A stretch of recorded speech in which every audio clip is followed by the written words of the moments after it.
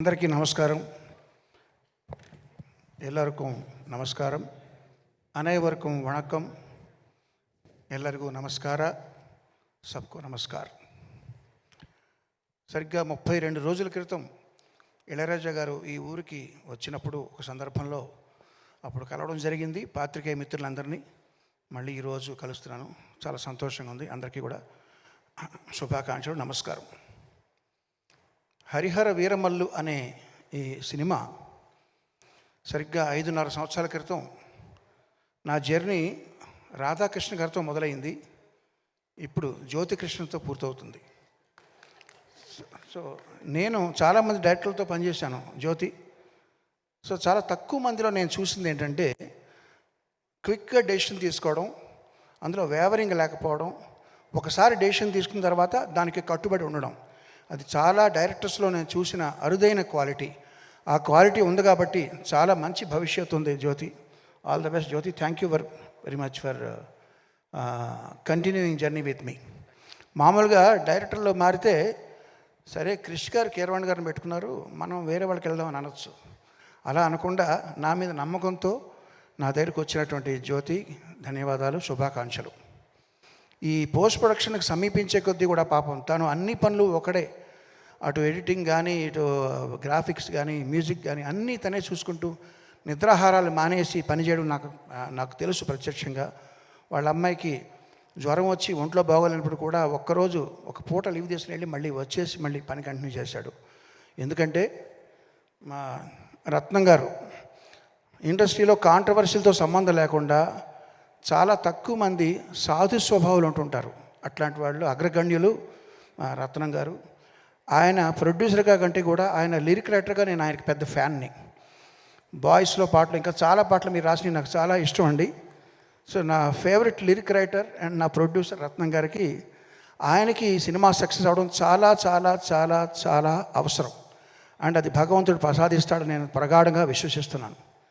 మన దయాకర్ గారు, ఆయన అసలే ఆర్ఎస్ఎస్ సభ్యుడు. ఆయన సినిమా ఇండస్ట్రీలో జరిగే పార్టీలకి, ఈ హంగామాలకి అతీతంగా ఉంటుంటారు. ఆయన చాలా పెద్ద మనిషి. ఆయన అంటే నాకు చాలా గౌరవం. ఆయన తన వంతు కర్తవ్యం తను నిర్వహిస్తూ ఎవరెవరికి ఏం కావాలో అది సమకూరుస్తూ ఈ సినిమాని ఇంతవరకు తీసుకురావడంలో ఆయన చేసిన పాత్ర చాలా ఉంది. ఇకపోతే నిధి అగర్వాల్, చాలా మనం చూస్తుంటాం టైం ల్యాప్స్ అయ్యే కొద్దీ కూడా, ముఖ్యంగా హీరోస్ కంటే కూడా వాళ్ళకి అదే విధంగా కనబడేలా మెయింటైన్ చేయడం చాలా కష్టం.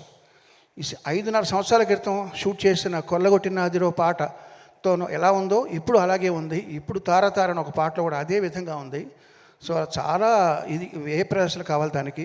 కంగ్రాట్స్ నిధి, చాలా చక్కగా చేసింది. తన పాత్ర చాలా పోషించింది. ఇక ఈ పాటతో ఫస్ట్ టైం నేను అసోసియేట్ అవుతున్నది రాంబాబు గోసాల గారు. ఒక మంచి లిరిసిస్ట్ని ఇంకొక లిరిసిస్ట్ నాకు పరిచయం చేశాడు జ్యోతి. థ్యాంక్ యూ జ్యోతి. చాలా మంచి ఇది ఉంది, విషయం ఉంది మీలో. అలాగే వరదరాజు గారు, మిగతా లిరిసిస్టులు అందులో కూడా వారికి నా ప్రత్యేక ధన్యవాదాలు. ఒక ఇద్దరు వ్యక్తులు ఉన్నారండి, ఏఆర్ రెహమాన్, ఆది. వాళ్ళలో స్పెషాలిటీ ఏంటంటే ఇట్లాంటి ఆవేశపూరితమైన పాటలు బాగా రావాలంటే కోరస్ పాత్ర చాలా ప్రధానం.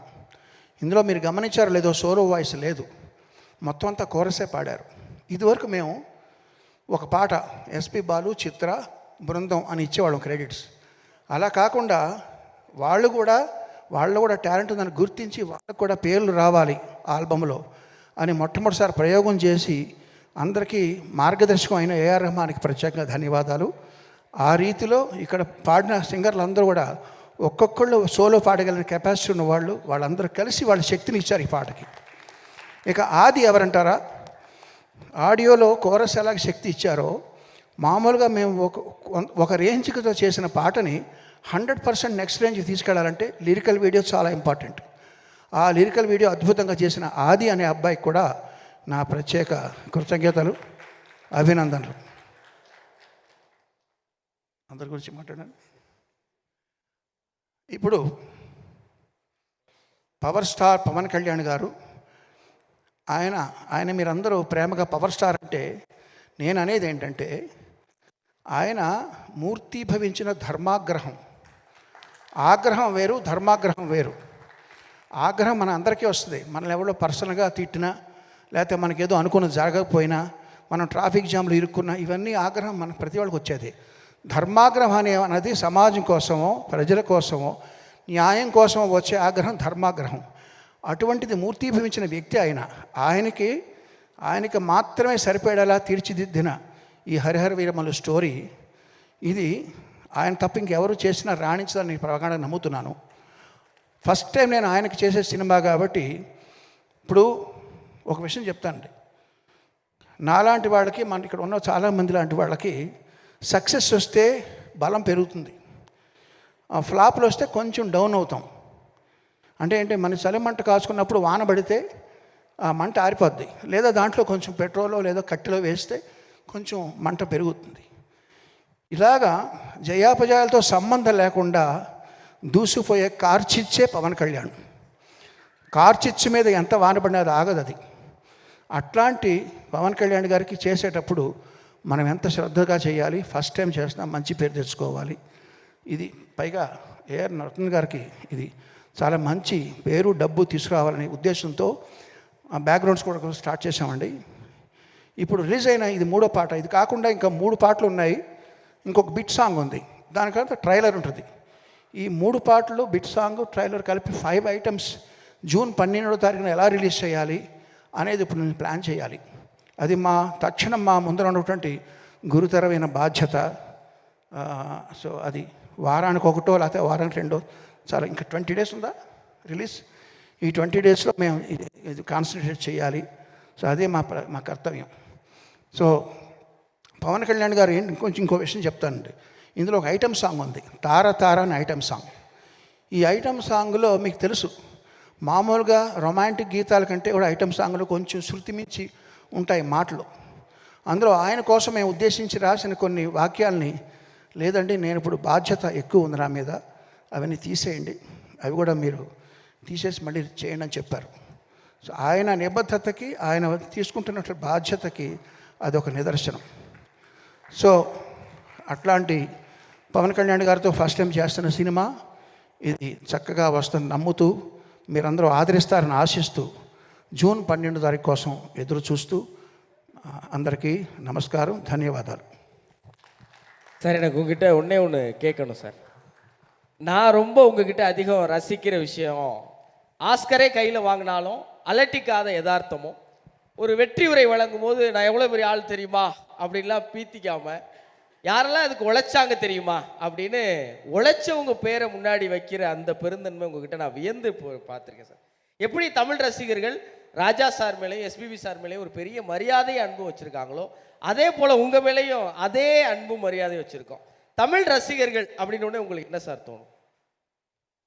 நீங்கள் கேட்டது எனக்கு சரியாக புரியல, ப்ரீஃபாக கேளுங்க. எங்கள் தமிழ் ரசிகர்கள் ராஜா சார் மேலேயும் எஸ்பிபி சார் மேலேயும் எவ்வளவு மதிப்பும் அன்பும் வச்சுருக்கோமோ, அதே அன்பும் மதிப்பும் கீரவாணி சார் மேலே வச்சுருக்கோம். ரொம்ப நன்றி. அந்த அன்பும் மதிப்பும் அது பார்க்கும்போது உங்களுக்கு என்ன சார் தோணும்? தமிழ் ரசிகர்கள் அப்படின்னா உங்களுக்கு என்ன சார் ஞாபகம் வரும்? ஒரு சின்ன பையன் வீட்டில் விளையாடும்போது என்னென்னமோ பேசுவான், தப்பு பேசுவான், சரியாக பேச மாட்டான். அவங்க வாய்க்கு வளர்ந்ததெல்லாம் பேசுவான், கைக்கு வந்ததெல்லாம் தொடுவான், சாப்பிட ட்ரை பண்ணுவான். அது எல்லாம் பெரியவருக்கு எப்படி தோணும்? ஓ நல்லா இருக்கே, ரொம்ப ரொம்ப செல்லமாக பாசமாக பார்த்துட்டு இருப்பாங்க. அதெல்லாம் தப்பு நினைக்க மாட்டாங்க. அப்படி தான் நான் நினைக்கிறேன்.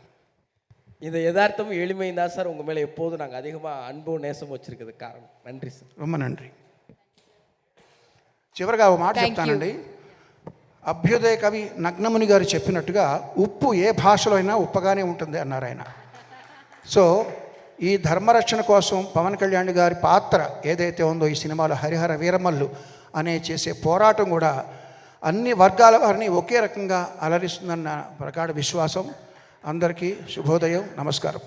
Thank you Keeravani.